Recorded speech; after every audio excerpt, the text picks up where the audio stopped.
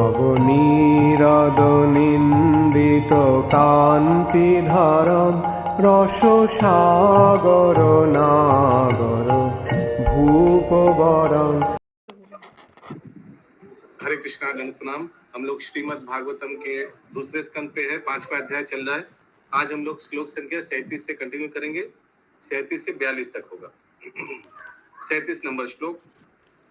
पुरुषस्य मुखम ब्रह्मा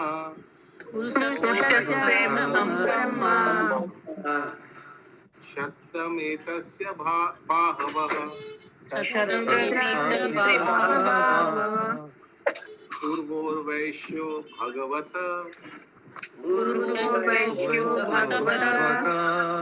पद्यं सूत्रो व्यजत यत।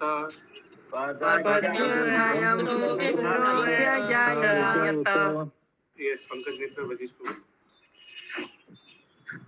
ब्राह्मण वर्ग भगवान के मुख का sound is not good, sound quality और अच्छा हो सकता है। हेडफोन में हाँ। ब्राह्मण वर्ग भगवान के मुख का, क्षत्रिय उनकी भुजाओं का और वैश्य उनकी जांघों का प्रतिनिधित्व करते हैं। हरे कृष्ण। गोपानंद कृष्ण प्रभु, मैं आपको म्यूट नहीं कर पा रहा हूँ। यस, पंकज प्रभु फिर से बोलिए। ब्राह्मण वर्ग भगवान के मुख का, क्षत्रिय उनकी भुजाओं का और वैश्य उनकी जांघों का प्रतिनिधित्व करते हैं, जबकि शूद्र वर्ग उनके पांवों से उत्पन्न हुआ है। तात्पर्य एक सेकंड। तो ये 35 नंबर श्लोक में याद है कल हम लोग विराट रूप का अलग अलग ये पूरा महातत्व विराट रूप में समाया हुआ है। अभी विराट रूप का अलग अलग अंग कौन क्या है वही इधर बताया गया। फिर से प्रभु एक बार अनुवाद। ब्राह्मण वर्ग भगवान के मुख का, क्षत्रिय उनकी साउंड भुजाओं साउंड का। साउंड साउंड साउंड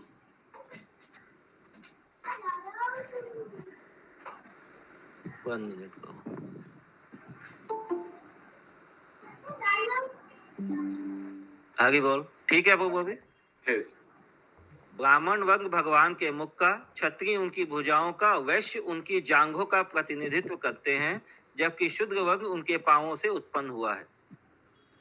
तात्पर्य सारे जीव भगवान के अंश बताए जाते हैं। इस श्लोक में बताया गया है कि वे ऐसे किस तरह हैं।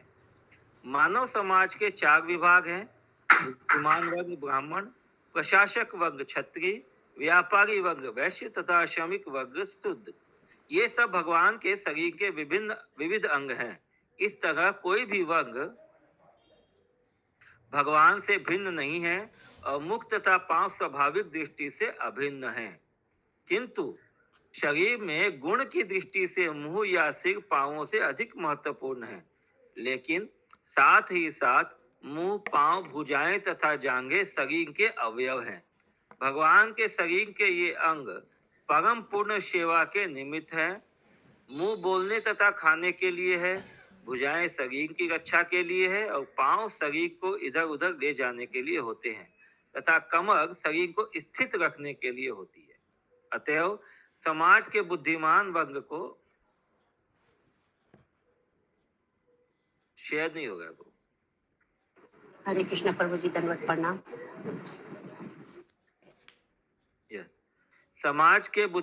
अतएव समाज के बुद्धिमान वर्ग को विराट रूप का मुख होने के नाते बोलना चाहिए और शरीर की क्षुधा तृप्ति के लिए भोजन भी करना चाहिए।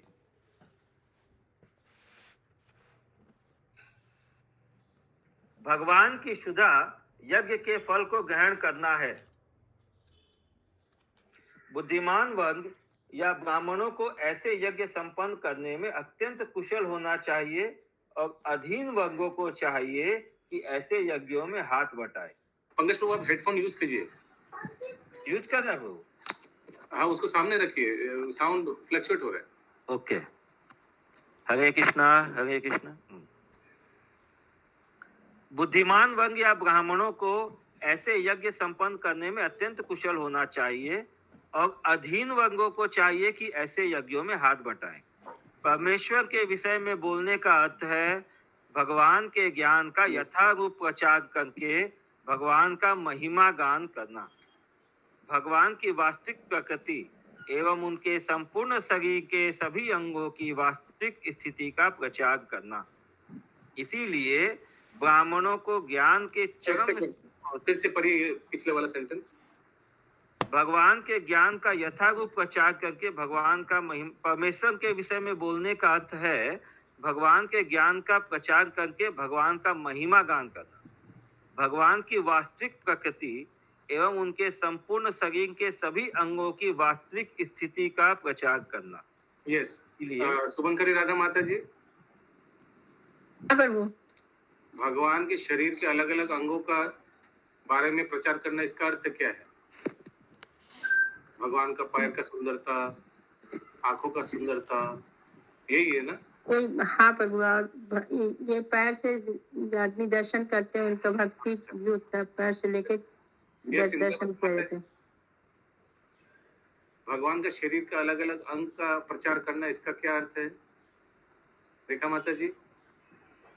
हरे कृष्ण प्रभु जी, दंडवत प्रणाम। भगवान के चरण इतने कोमल हैं और ना ना ना ना, एकदम गलत आंसर। यस, कौन बता पाएगा? हाथ उठाइए, गूगल हाथ। यस, सुषमा शर्मा माता जी। भगवान की महिमा का बखान करना, जिसमें कि भगवान कितने सुंदर हैं, भगवान कितने मतलब नहीं प्रभु। यस, संगिनी शाह माता जी। आप प्रभु जी, यहाँ पे उनके अंगों के बारे में बोला गया है कि जो मतलब ब्राह्मण लोग, उन लोग को यज्ञ करना चाहिए, और जो 3 लोग हैं उन लोग को, जो यज्ञ कर रहा है उन लोग को सहायता करना चाहिए। ओके, पंकज प्रभु। हरे कृष्ण प्रभु, भगवान के अंगों का बखान करने का मतलब है कि उन अंगों, वो अंग जिसको रिप्रेजेंट कर रहे हैं, उन लोगों के बारे में जानकारी को बताना था, पहुंचाना है। ये हर एक का क्या कर्तव्य है उसको पता है एकदम, यानी पूरा महातत्व तो पूरा भगवान का शरीर में है, पूरा एक एक चीज, मतलब पूरा सृष्टि भगवान के शरीर में है। ये सृष्टि का ज्ञान प्रचार करना, जैसे इस चैप्टर का नाम क्या है? सर्वस्त्र कारण के कारण। पूरा सृष्टि के कारण भगवान है, सृष्टि का हर एक चीज उनके अंग में है, उसके बारे में ज्ञान देना। जैसे हम लोग को भी ज्ञान मिला है ना, भगवान का भुजाएं क्या क्या है, हाथ क्या है, आँख क्या है, सब नाक क्या है, और उसके बारे में बोलना। जैसे भगवान का मुंह ब्राह्मण रिप्रेजेंट कर रहा है, तो ब्राह्मण के बारे में सब कुछ, क्या गुण होना चाहिए, उन लोग का क्या क्वालिटीज होना चाहिए। यहाँ पर वर्णों का विधान की व्याख्या क्या जा रहा है प्रभु? 4 वर्णों का व्याख्या भी उनके अंगों द्वारा की जा रही है। हाँ, सिर्फ 4 वर्ण, yes, that is there, but that is not all. हर एक चीज शरीर में तो देवी देवता भी वास करते हैं, देवी देवता के बारे में भी प्रचार करते हैं। सबकी प्रधानता, अर्थात तुम सबका मतलब जो ये भूमिका है उनके विषय में। Yes, everything should be preached. हम लोग को कृष्ण भक्ति में सिर्फ क्या कृष्ण के बारे में ज्ञान दिया जाता है, भगवान का अलग अलग शक्ति के बारे में, भगवान का जो जो चीज भगवान ने सृष्टि किया है, हर एक चीज के बारे में ज्ञान दिया जाता है। वही है मतलब कि हर एक अंगों का प्रचार करना। ये संगिनी श्याम पे माता जी। हाँ प्रभु जी, जो व्यापारी वर्ग जो वैश्य है, तो उन लोग को पेट था, इसमें जंघा देख रहा है। हाँ, वो मैंने देखा, एक जगह तो कमर लिखा हुआ है, एक जगह जंघा लिखा हुआ है। एक व्यवस्था व्यापारी लोग करता है। हरे कृष्णा प्रभु जी, जंघा मतलब कि पूरे शरीर को दृढ़ करके रखता है, तो व्यापारी वर्ग पूरे समाज को हर चीज प्रोवाइड करता है, इसलिए उसको जंघा दिया गया है। जंघा क्या करता है? पूरे शरीर को मतलब प्रोटेक्ट, मतलब शरीर का भार वहाँ पे रहता है ना प्रभु जी, कमर और जंघा पे। प्रोटेक्ट नहीं, भार कार्य नहीं, वो हाथ का कार्य, वो क्षत्रिय का कार्य। नहीं, भार हो गया, पूरे शरीर का भार संभाल के रखता है, भार संभाल के रखना है। लेकिन ठीक है, यूजुअली पेट को ही बोला जाता है। हाँ, उदर को ही बोला जाता है, क्योंकि उदर का रिलेशन है वैश्य से। वैश्य वर्ग को उससे शरीर को चलाने के लिए जो भोज्य पदार्थ जरूरत पड़ती है, आवश्यकताएं होती है, उसको पूरा करने का दायित्व होता है। यस, आगे।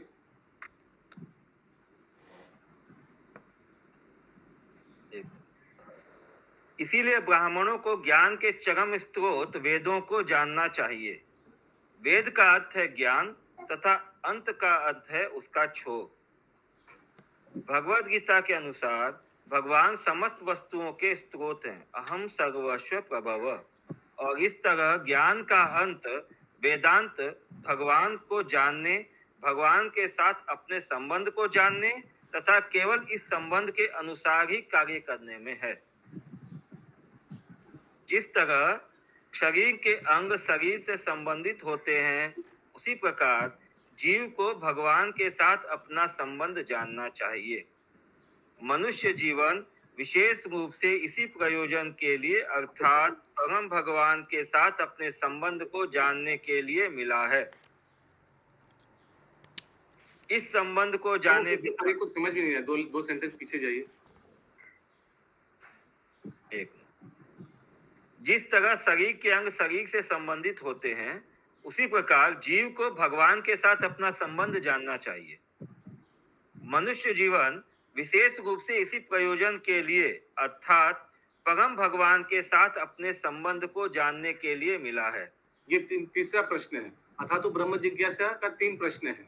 मैं कौन, भगवान कौन, और तीसरा प्रश्न क्या है? ये वाला, भगवान के साथ मेरा क्या संबंध है।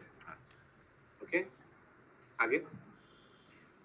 इस संबंध को जाने बिना मनुष्य जीवन व्यर्थ है।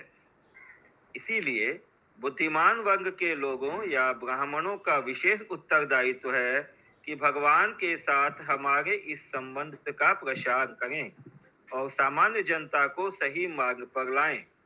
प्रशासक वर्ग जीवों की रक्षा के निमित्त है, जिससे सारे जीव इस प्रयोजन में सफल रहें। व्यापारी वर्ग अन्न उत्पन्न करने तथा उसे सारे समाज में वितरित करने के लिए है, जिससे सारी जनता को अवसर मिले कि वे सुखपूर्वक रह सकें और मनुष्य जीवन के कर्तव्यों को निभा सके। व्यापारी वर्ग का यह भी दायित्व है कि वह गायों को सुरक्षा प्रदान करे, जिससे पर्याप्त दूध तथा दूध उत्पाद प्राप्त हों। इन्हीं से समुचित स्वास्थ्य तथा बुद्धि प्राप्त हो सकती है, जो परम सत्य के ज्ञान के निमित्त सभ्यता को स्थापित रखने में समर्थ है। श्रमिक वर्ग, जो न तो बुद्धिमान होता है न शक्तिमान, वह अन्य उच्चतर वर्गों की सेवा करके सहायता पहुंचा सकता है और उनके सहयोग से लाभान्वित हो सकता है। अतएव यह ब्रह्मांड भगवान के परिप्रेक्ष्य में एक पूर्ण इकाई है। भगवान के साथ इस संबंध के अभाव में सारा मानव समाज अस्त व्यस्त रहता है तथा उसमें शांति तथा संपन्नता नहीं रहती। इसकी पुष्टि वेदों में हुई है। ब्राह्मणोस्य मुखम आशीद बाहु आजन्य कित।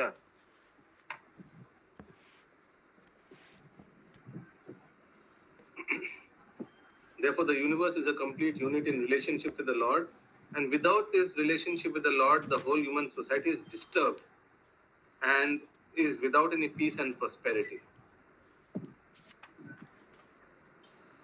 किसी का कोई प्रश्न है कहीं, कोई सेंटेंस में?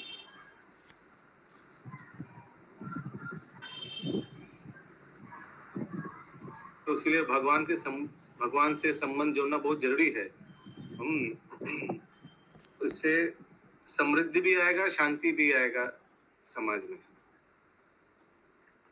संबंध के अभाव में सब डिस्टर्बेंस रहेगा। 38 नंबर श्लोक। भूर्लोक कल्पिता आत्माम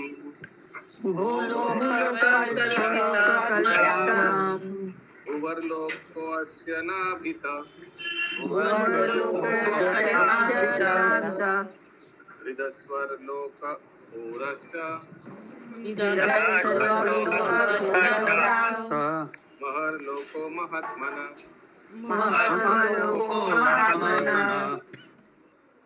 पृथ्वी तल तक सारे अधोलोक उनके पांवों में स्थित हैं। भूर्वलोक इत्यादि मध्य लोक उनकी नाभि में स्थित हैं, और इनसे भी उच्चतर लोक, जो देवताओं तथा सुसंस्कृत ऋषियों मुनियों द्वारा निवासित हैं, वे भगवान के वक्ष स्थल में स्थित हैं।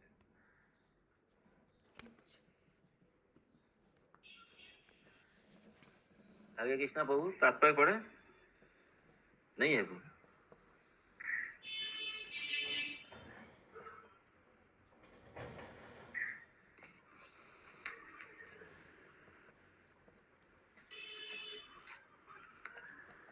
तात्पर्य, इस ब्रह्मांड के अंतर्गत 14 लोक हैं। निम्न ग्रह मंडल भूलोक कहलाते हैं। बीच के भुवर्ग लोक तथा सर्वोच्च ब्रह्म लोक तक के ब्रह्मांड के उच्चतर लोक स्वर्ग लोक कहलाते हैं। भू भुव स्व, ये सभी लोक भगवान के शरीर में स्थित हैं। दूसरे शब्दों में, इस ब्रह्मांड के भीतर कोई ऐसा लोक नहीं है जिसका संबंध भगवान के साथ न हो। वो ये स्वरलोक कौन है? ऊपर के लोग जो है वो स्वर्ग लोक। स्वर्ग जिसे हम कहते हैं वही? नहीं, स्वर्ग तो उसमें से एक लोक है। ब्रह्मांड के उच्चतर लोक स्वर्ग लोक कहलाते हैं। तो देखिए 3 कैटेगरी है, भू भुव स्व। हम लोग उसमें मिडिल लेवल, एक लोअर लेवल, एक अपर लेवल। अपर लेवल को स्वर्ग लोक कहते हैं, स्वर्ग नहीं है वो। स्वर्ग उसी का एक पार्ट है। ठीक ठीक। प्रभु जी हम लोग किस कैटेगरी में आएंगे? आप किस कैटेगरी में आएंगे? आप तो बहुत ऊंचा कैटेगरी में हैं। हमको लग रहा है भूअर लोग है ना। हम सब के बारे में बात किया, अपने बारे में। भू भू भू भूलोक में आएंगे माता जी। भूलोक। भू माने पृथ्वी। फर्स्ट फ्लोर कितने कौन लोक होता है प्रभु? निम्न ग्रह मंडल जो है, नीचे के जो है भूलोक, बीच के भूवर्ग लोक। भू भुव स्व, तो भू हो गया एकदम नीचे, भूवर्ग हो गया बीच के, मतलब ये जो हम लोग का जो है, और स्व हो गया ऊपर के सर्वोच्च। बीच के मैंने ground floor, first floor, second floor, हाँ, मीडियम में हम लोग को ऊपर चढ़ना। ग्राउंड फर्स्ट सेकंड 3 ही है। हरे कृष्ण प्रभु। सब नीचे में अभी है, एकदम नीचे में है। नीचे ऊपर लोगों का चक्कर में नहीं पड़ना है, सब लोग से भी बाहर जाना है। प्रभु हरे कृष्ण प्रभु। हाँ माता जी। আমরা তাহলে কোন গ্রহ লোকগুলোতে আমরা রয়েছি? আমরা ভূভাগ লোকে আসি, भूभाग लोक। আচ্ছা ঠিক আছে। हाँ हम लोग भूलोक में हैं। नहीं प्रभु, इसमें भूभाग लोक दिखा है, बीच के लोग। कहाँ लिखा हुआ है? तात्पर्य में, हिंदी में। हाँ क्या लिखा है बताइए। इस ब्रह्मांड के अंतर्गत 14 लोक हैं।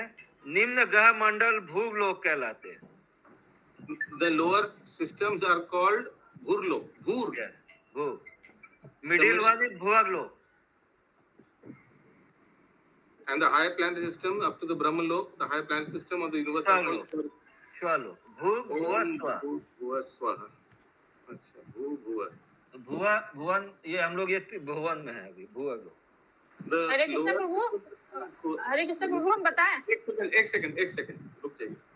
The lower system are called भूरलोक, the middle system are called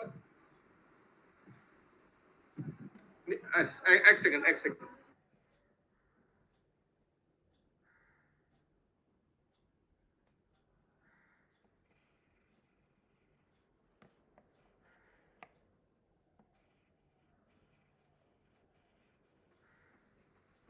Yes, the middle system are called Bhuvarlok. The lower system are called Bhurlok. And the higher planetary system are called up to Brahmalok. The highest planetary system are called Swarlok. तो actually हम लोग middle में ही हैं। हम लोग actually 8 number लोक में ही हैं। हम लोग का लोक का नाम भूलोक है। हालांकि यहाँ 3 कैटेगरी दिया हुआ है, but we are in the middle category only. पृथ्वी लोक, मृत्यु लोक या भूलोक, ये मिडिल कैटेगरी में आता है। ये लोअर सिस्टम में नहीं आता है। लोअर सिस्टम शुरू होता है तल, वितल, सुतल, तलातल, रसातल, महातल, पतल, और अपर प्लेनेटरी सिस्टम शुरू होता है भूवर, महत, सत्यलोक, जनलोक, तपलोक, ब्रह्मलोक।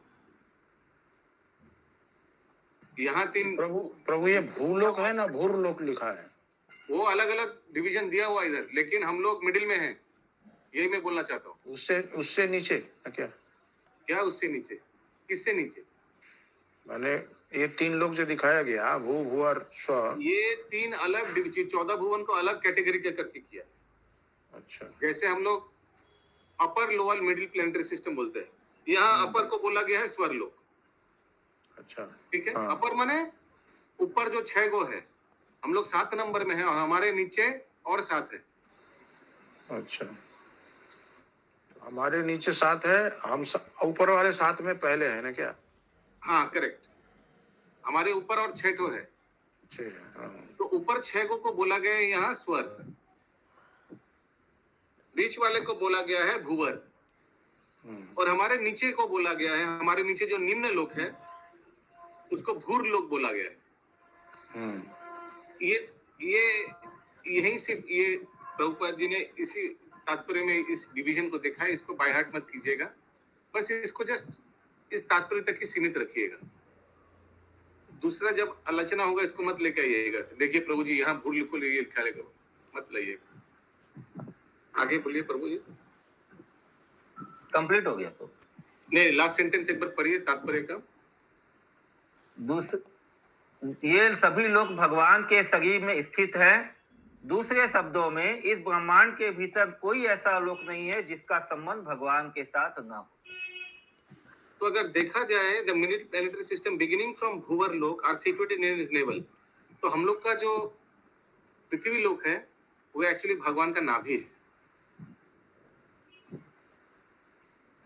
And higher planetary system occupied by the demigods and highly cultured sages and saints are situated in the chest of the Supreme Lord. और नाभि से ऊपर जाने से वो अलग अलग सब भूवर लोग, महार लोग, जन लोग, तप लोग, जहाँ सब ऋषि मुनि लोग लेते हैं, और निम्न लोग जो है वो सब निम्न योनि रहता है, निम्न योनि नहीं सॉरी, वहाँ सब निम्न चेतना का जीव रहते हैं।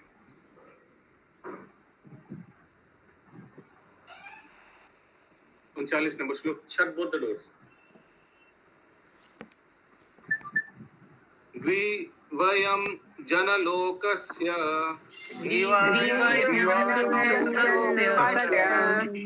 तपोलोकस्तनाद्वयात् ऊर्ध्वभि सत्यलोकस्तु ब्रह्मलोक सनातनः।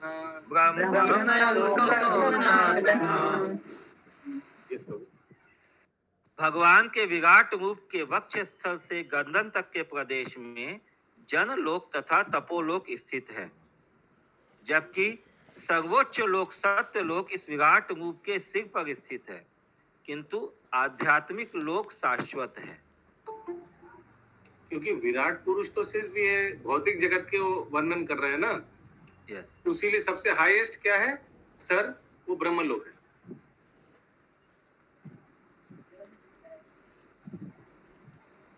तात्पर्य इसी ग्रंथ में हम अनेक बार बता चुके हैं कि आध्यात्मिक लोक भौतिक आकाश से परे स्थित हैं और इस श्लोक से उस वर्णन की पुष्टि होती है। यहाँ पर सनातन शब्द महत्वपूर्ण है।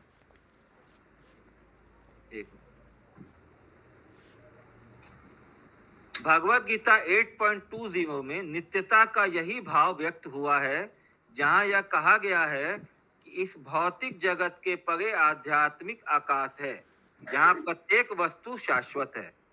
कभी कभी सत्यलोक जहाँ ब्रह्मा निवास करते हैं उसे ब्रह्मलोक भी कहा जाता है, किंतु यहाँ जिस ब्रह्मलोक का उल्लेख हुआ है वह सत्यलोक नहीं है। हरे कृष्णा। ये श्लोक का अंतिम लाइन में लिखा है ब्रह्मलोक सनातना, लिखा है ना। तो यहाँ ब्रह्मलोक एक्चुअली आध्यात्मिक जगत को बोल रहे हैं, क्योंकि वो सनातन है, वो हमेशा रहता है, वो प्रलय नहीं होता उसका। आगे यह ब्रह्मलोक शाश्वत है, जबकि सत्यलोक शाश्वत नहीं होता। इन दोनों में अंतर बताने के लिए सनातन विशेषण का प्रयोग किया गया है। श्रील जीव गोस्वामी के अनुसार ब्रह्मलोक ब्रह्म या परमेश्वर का लोक या आवास है। आध्यात्मिक आकाश में सारे लोग साक्षात भगवान जैसे। तो यहाँ ब्रह्मलोक जो है वो ब्रह्मा का आवास नहीं है, ब्रह्म मतलब परमेश्वर का आवास है। अबाउट ऑफ गॉडहेड इज मैंने उसको टर्म किया गया ब्रह्मलोक। ब्रह्म तो भगवान को ही कहा जाता है, हाँ, संपूर्ण ईश्वर को। आध्यात्मिक आकाश में सारे लोग साक्षात भगवान जैसे हैं। भगवान संपूर्ण रूप से आत्मा है और हरे कृष्ण करवी माता जी। কথা বলতে যে এই ব্রহ্মলোক নিত্য কিন্তু সত্যলোক নিত্য নয়, এটা কি বলছে একটু বুঝিয়ে দিন। সত্যলোক মানে হচ্ছে যেখানে ব্রহ্মাজি থাকে। হ্যাঁ, তাহলে ব্রহ্মলোকেও তো ব্রহ্মা থাকেন নাকি? হ্যাঁ থাকে, কিন্তু এখানে ব্রহ্মলোক বলতে যেহেতু সনাতন লেখা আছে শ্লোকে, দেখুন শ্লোকের লাস্ট সেন্টেন্সে ব্রহ্মলোক সনাতন লেখা আছে। হ্যাঁ, হ্যাঁ, হ্যাঁ। তো তাহলে আমাদের বুঝে নিতে হবে এই ব্রহ্মলোক মানে ভগবান পরম ব্রহ্মের লোক, মানে চিৎ জগৎকে বলা হচ্ছে। কারণ কি ব্রহ্মাজির তো সনাতন না, ব্রহ্মাজির যে স্থান, ব্রহ্মাজির যে লোক, ব্রহ্মাজির যে লোক, সেটা তো চিরদিন থাকে না, ওটা তো প্রলয়ের সময় মহাবিষ্ণুর ভেতরে চলে যায়। তাহলে যেহেতু সনাতন লেখা আছে মানে ইটার্নাল, তাহলে এটা বুঝে নিতে হবে এই ব্রহ্মলোক মানে এখানে ব্রহ্মাজি কার ব্যাপারে বলছে? ভগবানের ধামের ব্যাপারে বলছে, চিৎ জগতের ব্যাপারে। Yes, आगे पंकज प्रभु। भगवान संपूर्ण रूप से आत्मा है और उनके नाम, यश, गुण, लीलाएं इत्यादि उनसे अभिन्न है, क्योंकि वे परम पूर्ण हैं। इस तरह भगवान के धाम के लोक भी उनसे अभिन्न हैं। इन लोकों में शरीर तथा आत्मा में कोई अंतर नहीं होता, न वहाँ इस भौतिक जगत में अनुभव किए जाने वाले काल का प्रभाव हो है। वहाँ पर काल का प्रभाव नहीं होने के कारण होने के अतिरिक्त ब्रह्म लोक के सारे लोक आध्यात्मिक होने के कारण कभी विनष्ट नहीं होते। आध्यात्मिक ग्रहों की सारी विविधता भगवान से तदाकार है, अतएव इस वैदिक शुक्ति एकम एव द्वितीयम की पूरी पूरी अनुभूति उस सनातन विविधतामय आकाश में हो जाती है। यह भौतिक जगत भगवान के आध्यात्मिक जगत की छाया रूप मृग मरीचिका मात्र है, और छाया होने के कारण यह कभी शाश्वत नहीं होता। इस द्वैतपूर्ण आत्मा तथा पदार्थ भौतिक जगत की विविधता की तुलना आध्यात्मिक जगत से नहीं की जा सकती। कभी कभी अल्प ज्ञानी व्यक्ति ज्ञान के अभाव में छाया रूपी संसार को आध्यात्मिक जगत के समान मान बैठते हैं, और इस तरह से वे इस संसार में भगवान तथा उनकी लीलाओं को और बद्ध जीव तथा उनके कार्यकलापों को एक समान मान लेते हैं। भगवान ने भगवत गीता 9.11 में ऐसे कम बुद्धि वाले लोगों की भत्सना की है। अवजानन्ति मां मूढ़ा मानुषिम तनुमाश्रितम परम भावम अजानन्तो मम भूत महेश्वरम। जब भी भगवान अवतरित होते हैं तो वे अपना पूर्ण अंतरंगा शक्ति आत्म माया से ऐसा करते हैं, किंतु अल्पज्ञ के लोग उन्हें भौतिक सृष्टि में से एक समझ बैठते हैं। अतएव इस श्लोक की टीका करते हुए श्रील श्रीधर स्वामी ठीक ही कहते हैं कि यहाँ पर उल्लिखित ब्रह्मलोक वैकुंठ है, जो भगवान का धाम है और सनातन है। अतएव वह पूर्व वर्णित भौतिक सृष्टियों जैसा नहीं है। भगवान का विराट रूप भौतिक जगत की कल्पना है, इसका आध्यात्मिक जगत या भगवान के धाम से कोई सरोकार नहीं। किसी का कोई प्रश्न है? और ये बात समझा देते क्या? थोड़ा इसका मतलब थोड़ा सा शॉर्ट में समझा दीजिए, थोड़ा ऊपर से हरे कृष्णा। तो मेनली तो अनुवाद में यही बार बार बोल रहे हैं कि ये ब्रह्मलोक जो बोला गया है, ब्रह्मलोक सनातना, इस श्लोक में वो तो समझ समझ में समझ गया। हाँ, ठीक है। अनुवाद में लिखा है from the forehead of the chest up to the neck of the universal form of the lord are situated the planetary systems named Janlok and Taplok. तो कपाल, फोरहेड, कपाल से छाती तक जन तपर है, उसके नीचे महर है, महरलोक, जनलोक, तपलोक, फोरहेड हो गया। और सर क्या है माता जी? संगनी श्याम माता जी, सर क्या है? ब्रह्मलोक। सर्वोच्च लोक प्रभु जी सत्यलोक और ब्रह्मलोक है ना? ब्रह्मलोक या सत्यलोक। अभी ये तो समझ में आ गया, ये ब्रह्मलोक जो लिखा गया है ये ब्रह्मलोक का सनातना यानी भगवान के सनातन धाम को बोला जा रहा है। और आगे बताते हैं where Satyalok the topmost planetary system is situated on the head of the form. विराट रूप का सर जो है वो सत्यलोक है। The spiritual planets however are eternal. लेकिन ये सब प्रलय हो जाता है, खत्म हो जाता है, लेकिन भगवान के जो नित्य धाम है वो शाश्वत है, वो कभी खत्म नहीं होता।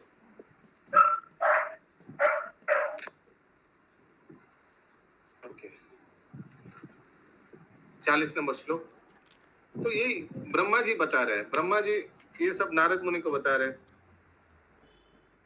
कि कैसे हर एक चीज सृष्टि में भगवान के शरीर के अंदर में, विराट रूप के अंदर में भौतिक सृष्टि में। ये इसलिए बता रहे क्योंकि नारद मुनि को थोड़ा गलत फहमी हो गया था कि उनका पिताजी को ही उनको लगा था कि सृष्टि करता है, परम सृष्टि करता है। सो ये अच्छा भक्त का लक्षण है, क्योंकि आम जनता भ्रमित हो सकता है, लेकिन इमीडिएटली अच्छा भक्त उसका कर्तव्य है कि भ्रमित होने वाले जनता को उसका असली स्थिति बता दे। ठीक है, ये हम लोग के जीवन में भी आएगा, हम सभी के जीवन में आएगा, आप लोग के भी जीवन में आया होगा। हाँ, कोई आप लोग बोल सकता है हम लोग को, अरे माता जी, हाँ आप तो भगवान के भक्त हैं, आप तो एकदम या प्रभु जी आप तो एकदम भगवान के भक्त हैं, आप तो भगवान ही जैसे हैं, मेरे लिए तो आप ही भगवान, ये सब बोलेगा तो तुरंत नहीं भाई, मैं भी बद्ध जीव हूँ, मैं भी बहुत संघर्ष कर रहा हूँ माया से, I am struggling very difficulty fight कर रहा हूँ, मेरा एक एक माला जप करने में बहुत दिक्कत होता है और मेरा इंद्रिय अपने संयम में नहीं है। ऐसे करके तुरंत व्यक्ति को करेक्ट कर देना चाहिए। जैसे ब्रह्मा जी इधर अपने पुत्र को करेक्ट कर रहे हैं, ये भाई नारद मुनि मत, ये मेरे पुत्र, आप मत समझो कि मैं भगवान हूँ, नो यू आर रॉन्ग। भगवान के बारे में फिर बोलने लगा ब्रह्मा जी, भगवान के धाम के बारे में बोलने लगा ब्रह्मा जी। गलत फहमी को तुरंत दूर कर देने का प्रयास, तुरंत दूर करना चाहिए, यस, तुरंत, इमीडिएटली।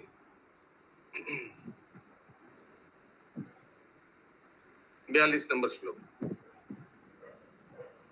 भूलोक 41 होगा क्या?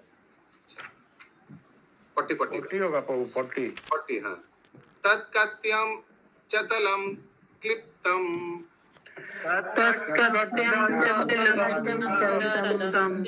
उरुभ्यम वितलम विभो जानुभ्यम सुतलम शुद्धम जंघाभ्याम तु तुलातलम महातलम तु गुल्फाभ्यम प्रपादाभ्यम रसातलम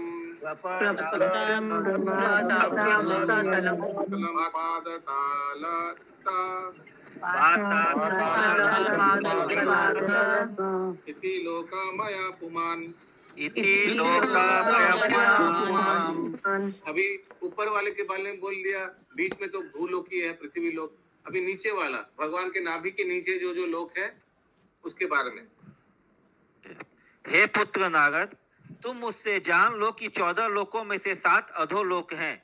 इनमें पहला लोक अतल है जो कटी में स्थित है, दूसरा लोक वितल जांघों में स्थित है, तीसरा लोक सुतल घुटनों में, चौथा लोक तलातल पिंडलियों में, पांचवा लोक महातल टखनों में और छठा लोक रसातल है जो पांवों के ऊपरी भाग में स्थित है, तथा सातवां लोक पाताल लोक है जो तलुओं में स्थित है। इस प्रकार भगवान का विराट रूप समस्त लोकों से पूर्ण है। क्लियर है सबको? एकदम इजी बता दिया श्रील प्रभुपाद अनुवाद में। तात्पर्य आधुनिक साहसिक व्यक्ति अंतरिक्ष यात्री কৃষ্ণ প্রভু পঞ্চম লোক মহাতল, তার ওটা কোথায় অবস্থিত বলেছে? পঞ্চম লোক মহাতল, हाँ बार बोलिए। महातल माने नीज है, टखना माने नीज, घुटना में, घुटना नीज है। ও না, পঞ্চম লোক মহাতল বলছে, সেইটা আছে, সেইটা কোথায় জিজ্ঞেস করছি। সেটা আছে নিচতে, নিচ মানে ঘুটনা যাকে বলে। হাঁটু। আচ্ছা ঠিক আছে। तात्पर्य आधुनिक साहसिक व्यक्ति अंतरिक्ष यात्री श्रीमद् भागवत से यह जानकारी प्राप्त कर सकते हैं कि अंतरिक्ष में 14 ग्रह मंडल हैं। इनकी स्थिति पृथ्वी लोक से परिगणित की जाती है, जिसे भूलोक कहा जाता है। हरे कृष्णा। तो हम लोग एक नया चीज सीखा आज, ये पृथ्वी लोक, मृत्यु लोक, इसका क्या नाम है? भूलोक। भूर BHUR, भूलोक। भूलोक नहीं, भूलोक भी बोलता है। भूवर लोक अलग हो गया, भूवर अलग है, ठीक है। भूर आगे भोगलोक के ऊपर भुवर्ग लोक है और सबसे ऊपरी लोक सत्य लोक है। ये 7 ऊर्ध्वलोक है। इसी प्रकार 7 अधोलोक हैं जिनके नाम है अतल, वितल, सुतल, तलातल, महातल, रसातल तथा पाताल लोक। ये सभी लोग संपूर्ण ब्रह्मांड में बिखरे हुए हैं। हरे कृष्णा। यस, इंद्रावती माता जी, जब बीच बीच में कभी कभी लोग बोलते हैं ना त्रिभुवन का स्वामी, भगवान को बोलते हैं ना त्रिभुवन का स्वामी, ये त्रिभुवन का क्या अर्थ हुआ? कृष्ण भगवान के जो त्रिभंगा कृष्ण है उन्हीं का। अच्छा, त्रिभंगा का त्रिभुवन हो गया। अच्छा, ये सुचारू गोपी माता जी, आप त्रिलोकपति है, भगवान को बोलते हैं ना, तो इसका क्या अर्थ हुआ? तीनों लोक का मालिक और भूलोक, स्वर्लोक, ब्रह्मलोक का सभी उनके। तो पाताल वाताल का पति नहीं होता है भगवान। अच्छा, ये गायत्री राधिका माता जी, त्रिलोक या त्रिभुवन का क्या अर्थ होता है? भगवान को बोलते हैं ना त्रिभुवन, आप त्रिभुवन का मालिक है। तो तीनों लोग का मालिक प्रभु जी, भू भुव। 14 लोग का मालिक नहीं होता, सिर्फ तीनों लोग का मालिक होता है। तीनों लोग का बोल रहे हैं, भू भुव स्व। अच्छा, और हाँ, बहुत क्लोज है। उसका अर्थ क्या है? आप सही बोल रहे हैं। इसका अर्थ है पाताल, नीचे तो 7 गो है। इसका अर्थ है कि आप निम्न लोक, अधोलोक और मध्य लोक का स्वामी है। ठीक है, मध्य लोक और उच्च लोक, तीनों से समझ में आया सुचारू गोपी माता जी? त्रिलोक माने upper planetary system, lower planetary system and middle यानी पृथ्वी लोक, ये 3 मिलकर त्रिलोक होता है। स्वर्ग, मर्त्य, पाताल। अभी स्वर्ग माने बोले ना, बांग्ला बोले ना स्वर्ग, मर्त्य, पाताल। स्वर्ग माने शुद्ध स्वर्गलोक ना, स्वर्गलोक माने स्वर्ग माने ऑल 7 ऊपर वाला ऊर्ध्व लोक में जो 7 गो है। मर्त्य माने 8 नंबर लोक जो पृथ्वी लोक जहां हम लोग हैं। और निम्न लोक माने, निम्न लोक का अर्थ क्या है छंदा माता जी?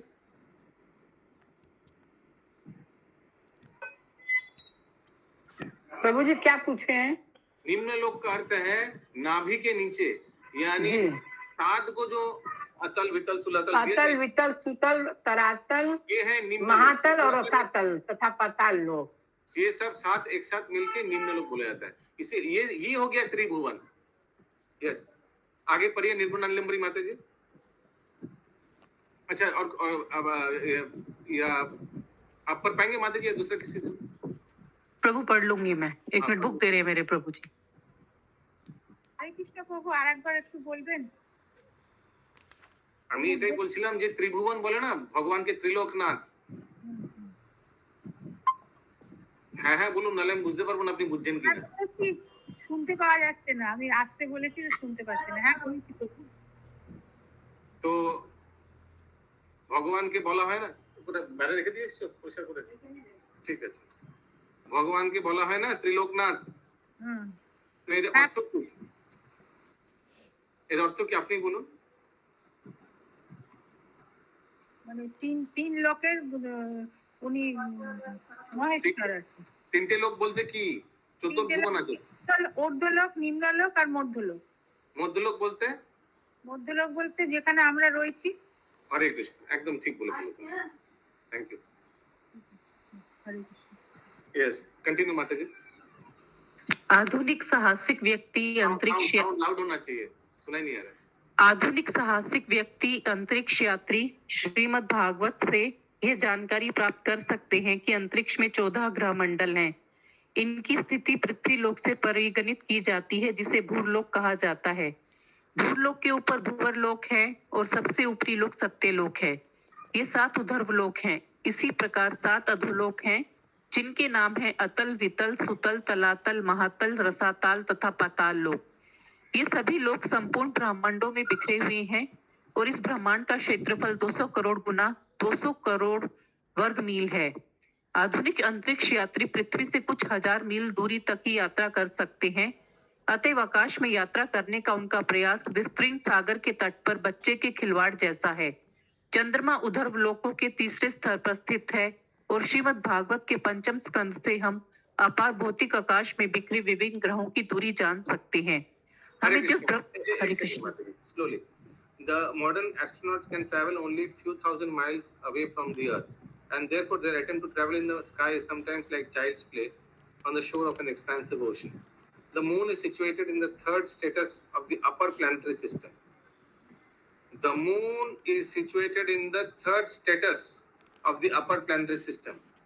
ऊर्ध्वलोक के तृतीय भाग में चंद्रमा है. क्या लिखा है हिंदी में? चंद्रमा ऊर्ध्वलोक के तीसरे स्तर पर स्थित है। तो इसका मतलब ऊर्ध्वलोक में भी 3 पार्ट है, अपर प्लैनेटरी सिस्टम में भी 3 पार्ट है, ठीक है। उस तीसरा पार्ट में चंद्रमा यानी चंद्रलोक है। आगे। और श्रीमद् भागवत के पंचम स्कंद से हम अपार भौतिक आकाश में बिखरे विभिन्न ग्रहों की दूरी जान सकते हैं। हमें जिस ब्रह्मांड में रखा गया है, तो जब हम लोग 5वां स्कंद पहुंचेंगे, वहां एक ग्रह से दूसरा ग्रह का क्या दूरी है, वहां विस्तार में बताया हुआ है। आगे। हमें जिस ब्रह्मांड में रखा गया। हरे कृष्णा। हरे कृष्णा प्रभु जी। प्रभु जी, यहाँ जो बताया गया है कि ऊर्ध्व लोक के तीसरे स्तर पर चंद्रमा है, तो ये तो जस्ट पृथ्वी के ऊपर होगा, मतलब मृत्यु लोक के ऊपर होगा। नहीं, कैसे ऊपर होगा? ऊर्ध्व लोक में तो ये सत्व लोक, तप लोक, जन लोक, महर लोक, स्वर्ग लोक, तो 3 स्टेज अगर 3-3 करके आएगा। अभी नीचे से ऊपर 3 होगा या ऊपर से नीचे 3 होगा, ये तो हमको मालूम नहीं। समझ में आया माता जी? अच्छा, हाँ प्रभु जी, समझ में आ गया। हाँ। यस, आगे। ऐसे असंख्य ब्रह्मांड हैं और ये सभी भौतिक ब्रह्मांड उस आध्यात्मिक जगत आकाश के एक नगण्य अंश को ही आच्छादित करते हैं, जिसे यहाँ सनातन ब्रह्मलोक कहा गया है। भगवान भगवत गीता के निम्नलिखित श्लोक 8.16 में बुद्धिमान मनुष्यों को अत्यंत कृपा पूर्वक अपने धाम वापस बुलाते हैं। आभ्रवन भुवन लोकः पुनरावृत्तिनो अर्जुन मामुपैत्यतु कौन्तेय पुनर्जन्म न विद्यते। ब्रह्मांड का सर्वोच्च लोक सत्यलोक, जो शाश्वत ब्रह्मलोक के नीचे स्थित है और जिसका वर्णन ऊपर दिया गया है, वह तथा अन्य सारे लोक भौतिक है। इन भौतिक लोकों में किसी व्यक्ति का स्थान अभी भी प्रकृति के नियमों अर्थात जन्म, मृत्यु, जरा तथा रोग के अधीन है। किंतु जब मनुष्य सनातन ब्रह्मलोक के सनातन आकाश में प्रवेश करता है, जो ईश्वर का धाम है, तो उसे उपयुक्त भौतिक कष्टों से पूर्ण मुक्ति मिल जाती है। अतः तर्कवादी दार्शनिकों, ज्ञानियों तथा योगियों द्वारा कल्पित मुक्ति तभी प्राप्त होती है जब मनुष्य भगवान का भक्त बन जाता है। जो भगवत भक्त नहीं है, वह भगवत धाम में प्रविष्ट नहीं हो सकता। आध्यात्मिक स्थिति में सेवा वृत्ति की प्राप्ति द्वारा ही मनुष्य भगवत धाम में प्रवेश कर सकता है। अतः तर्कवादी दार्शनिकों तथा योगियों को सर्वप्रथम भक्ति संप्रदाय की ओर आकृष्ट होना चाहिए, तभी वे वास्तव में मुक्ति लाभ कर सकते हैं। हरे कृष्णा। जो करेगा सेवा उसे मिलेगा मेवा। हाँ, मेवा यानी कृष्ण भक्ति। किस जगह? कृष्ण भक्ति। हाँ, कृष्ण भक्ति या भगवान के धाम प्रवेश कर सकता है। 42 नंबर श्लोक। भूर्लोक कल्पिता पाद्यम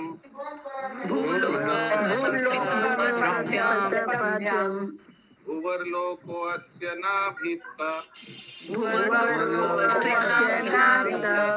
स्वर्लोक कल्पितो मूर्ध्या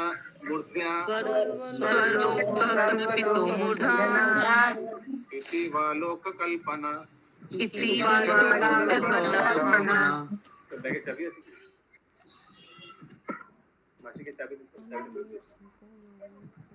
अनुवाद।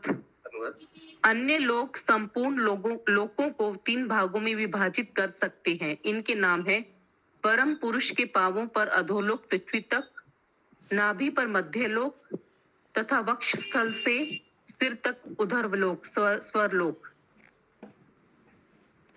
वही 3 भाग जैसे हम लोग बोलते हैं ना, बीच में नाभि वो भूलोक हो गया, हम लोग पृथ्वी लोक, ऊपर अपर प्लैनेटरी सिस्टम सर तक यानी ब्रह्मलोक तक, और नीचे पाताल तक भगवान के चरण तक।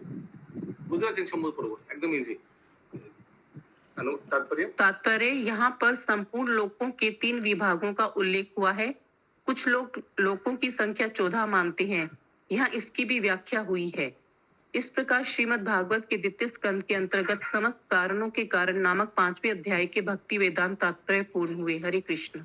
हरे कृष्ण। तो ये 14 भुवन को 14 भुवन भी बोल सकते हैं, त्रिभुवन भी बोल सकते हैं। ठीक है चंदा माता जी। त्रिभुवन माने स्वर्ग मर्त्य पाताल, अपर लोअर एंड मिडिल, और 14 भुवन माने तो आप लोग को मालूम है। हरे कृष्णा प्रभु जी, हम लोग की अम्मा पहले कहती थी तीनों लोग को कि स्वर्ग, पृथ्वी और पाताल ये तीनों लोग के मालिक हैं प्रभु। हाँ, लेकिन हम लोग इस्कॉन में आकर पता चला कि 14 भुवन है जी। पूरा अलग अलग। किसी का कोई प्रश्न है? यहाँ पर प्रभु थोड़ा देर